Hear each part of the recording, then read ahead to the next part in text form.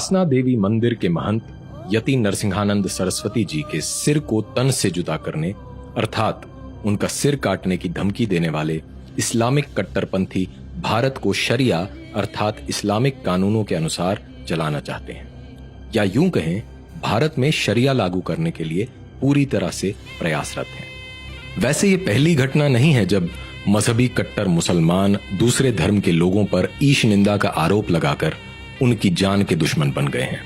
ऐसी असंख्य घटनाओं में से एक अति महत्वपूर्ण घटना आज से लगभग 100 वर्ष पूर्व ब्रिटिश भारत में घटित हुई थी, जिसे मुस्लिम तुष्टीकरण की राजनीति के कारण लगभग भुला दिया गया है। तो जानते हैं क्या थी वो घटना और क्या थे उसके पीछे के कारण।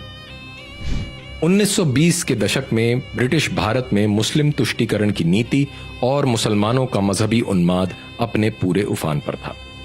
तुर्की के इस्लामी खलीफा की गद्दी और उसके साम्राज्य को बचाने के लिए पूरे भारत में मोहनदास गांधी की अध्यक्षता में कांग्रेस के समर्थन से मुसलमानों द्वारा खिलाफत आंदोलन चलाया जा रहा था। पूरे भारत में धर्मांतरण, क्रूरता और वहशीपन की घटनाएं अपने चरम पर थीं। हिंदू धर्म और हिंदुओं को अपमानित करने के उद्देश्य से कट्टरपंथी मुसलमानों ने सीता का छिनाला नाम से एक पैम्फलेट प्रकाशित किया, जिसमें माता सीता को एक वैश्या के रूप में वर्णित किया गया था। सन 1923 में मुसलमानों की ओर से 2 और पुस्तकें 19वीं सदी का लंपट महर्षि और कृष्ण तेरी गीता जलानी पड़ेगी प्रकाशित हुई थी। पहली पुस्तक में आर्य समाज के संस्थापक स्वामी दयानंद सरस्वती के लिए आपत्तिजनक एवं घिनौने शब्दों का प्रयोग किया गया था, जबकि दूसरी पुस्तक में श्री कृष्ण के पावन चरित्र पर कीचड़ उछाला गया था। मुसलमानों द्वारा दिन प्रतिदिन हिंदू धर्म, देवी देवताओं और हिंदू महापुरुषों के विषय में आपत्तिजनक बातें लिखना और बोलना एक आम बात हो गई थी। हिंदू विद्वानों को लगा यदि इन घृणित कार्यों का उत्तर नहीं दिया गया तो इससे मुसलमानों का साहस और अधिक बढ़ेगा और हिंदुओं का मनोबल गिरेगा। इसी उद्देश्य से इन पुस्तकों के प्रत्युत्तर में पंजाब में महाशय राजपाल ने सन 1924 में रंगीला रसूल नाम की एक पुस्तक प्रकाशित की थी। इस पुस्तक में इस्लाम के संस्थापक मुहम्मद के विवाह एवं गृहस्थ जीवन का व्यंग्यात्मक शैली में लेकिन प्रमाणों और पूरी सत्यता के साथ वर्णन किया गया था। लंबे समय से हिंदू धर्म के बारे में झूठी एवं उत्तेजक सामग्री प्रकाशित करने वाले मुसलमानों में रंगीला रसूल के प्रकाशन से खलबली मच गई। मुसलमानों ने महाशय राजपाल के खिलाफ आंदोलन छेड़ दिया। महाशय राजपाल पर इस पुस्तक के प्रकाशन पर रोक लगाने और इसके लेखक का नाम बताने के लिए दबाव डाला जाने लगा। मुसलमानों द्वारा महाशय राजपाल को धमकी भरे पत्र भेजे जाने लगे। मस्जिदों से इनके खिलाफ भड़काऊ ऐलान होने लगे और फतवे निकाले जाने लगे। मोहनदास गांधी ने भी अपनी मुस्लिम परस्त नीति के तहत यंग इंडिया में महाशय राजपाल के खिलाफ बड़ा भड़काऊ लेख लिखा। गांधी ने कहा, एक तुच्छ पुस्तक विक्रेता ने कुछ पैसे बनाने के लिए इस्लाम के पैगंबर का अपमान किया है। इस प्रकार की पुस्तक लिखने वालों को मुसलमानों द्वारा स्वयं सजा दी जानी चाहिए। कांग्रेस अध्यक्ष रह चुके मौलाना मोहम्मद अली ने दिल्ली की जामा मस्जिद में एक विशाल सभा को संबोधित करते हुए घोषणा की कि काफिर राजपाल को बख्शा नहीं जाएगा और मुसलमानों को रसूल के लिए जिहाद करना चाहिए। पंजाब सरकार ने भारतीय दंड संहिता की धारा 153A के तहत महाशय राजपाल के खिलाफ तो मामला दर्ज करने का आदेश दे दिया, किंतु हिंदुओं के खिलाफ पुस्तकें प्रकाशित करने वाले मुसलमान अली कासिम के खिलाफ कोई कार्यवाही नहीं की। इसी मजहबी तुष्टीकरण नीति के तहत ही 1927 में भारतीय दंड संहिता अर्थात इंडियन पीनल कोड में सेक्शन 295A जोड़ दिया गया, जिसका उपयोग आज भी कट्टरपंथी मजहबी समुदायों के द्वारा लोगों की आवाज दबाने के लिए समय समय पर किया जाता रहता है। महाशय राजपाल पर यह केस 5 वर्ष तक चला और अंततः हाईकोर्ट में उनकी बेगुनाही साबित हुई। मोहनदास गांधी ने अप्रत्यक्ष रूप से मुसलमानों के मजहबी उन्माद को भड़काते हुए 3 अगस्त 1924 को यंग इंडिया के अपने आर्टिकल में लिखा था, जब किसी व्यक्ति को अदालत से इंसाफ न मिले तो उसे अपने आप इंसाफ करने का प्रयत्न करना चाहिए। इस बीच मुसलमानों द्वारा 3 बार महाशय राजपाल की हत्या करने का प्रयत्न किया गया था। पहला प्रयास 26 सितंबर 1927 को खुदा बख्श ने, दूसरा प्रयास 8 अक्टूबर को अब्दुल अजीज ने किया था। महाशय राजपाल पर तीसरा हमला 1.5 वर्ष बाद 6 अप्रैल 1929 को इल्मुद्दीन नामक मुसलमान ने किया था, जो जानलेवा साबित हुआ। इल्मुद्दीन ने महाशय राजपाल की छाती में छुरा घोंपकर बड़ी बेरहमी से उनकी हत्या कर दी थी। मुसलमानों ने हिंदू हत्यारे इल्मुद्दीन को गाजी की उपाधि दी।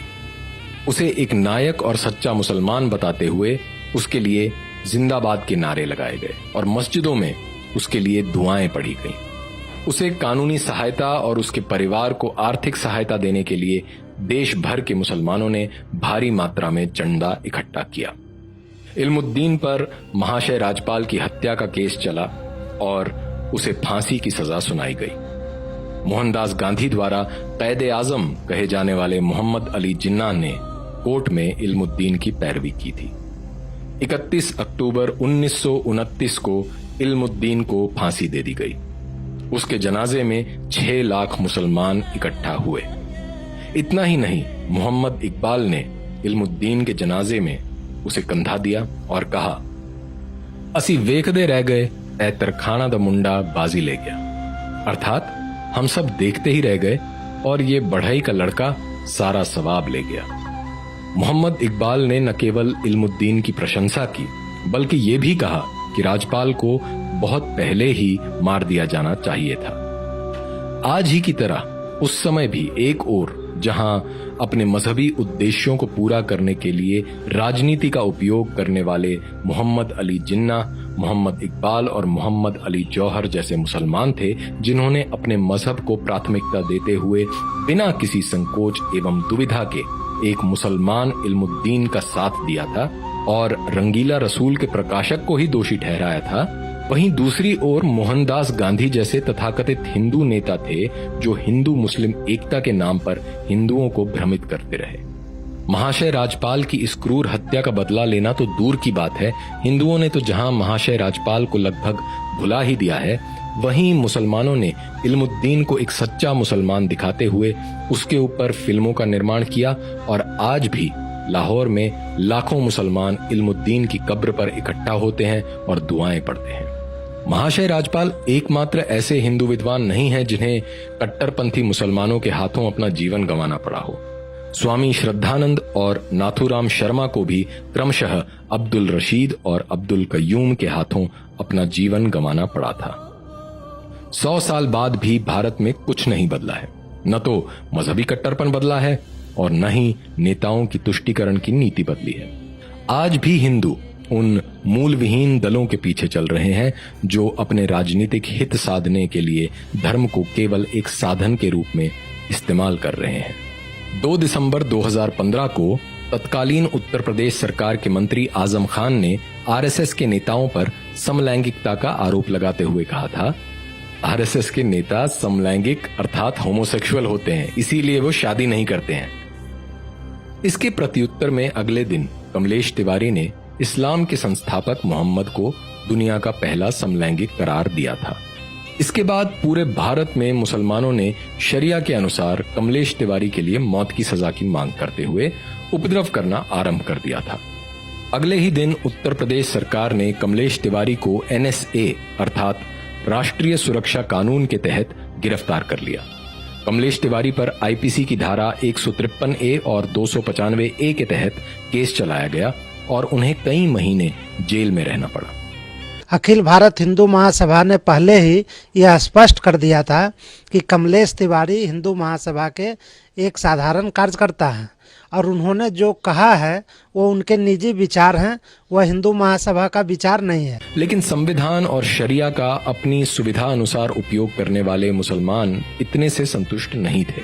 18 अक्टूबर 2019 को फरीदुद्दीन शेख और अशफाक शेख नामक 2 मुसलमानों ने कमलेश तिवारी की हत्या कर दी। की कसम, हम लोग जो ताकत रखते हैं, जब चाहेंगे, जिस मंच पर चाहेंगे, जिस मैदान में चाहेंगे, तेरी जुबान को खींच लेंगे। इन मुसलमानों ने कमलेश तिवारी के शरीर में 15 बार छुरा घोंपा, गोली मारी और गला काट दिया।